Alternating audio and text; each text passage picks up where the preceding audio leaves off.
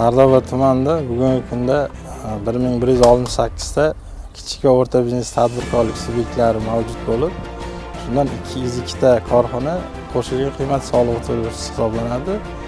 695 tasi aylanma soliq to'lovchisi hisoblanib, shundan yana 271 tasi yakka tartibli tadbirkorlar hisoblanadi. Shu 1168 ta kichik va o'rta biznes tadbirkorlik subyektlarini 113 tasi 2025-yil 1-chorakida tashkil etildi.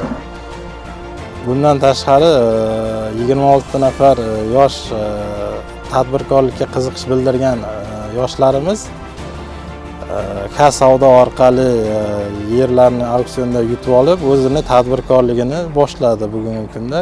Mana bugun Sardoba tumanida tadbirkorlar bilan ochiq muloqot bo'lib o'tdi. Bunda tadbirkorlar o'zini qiynayotgan savollari, muammolari, masalalari joyida hal qilindi.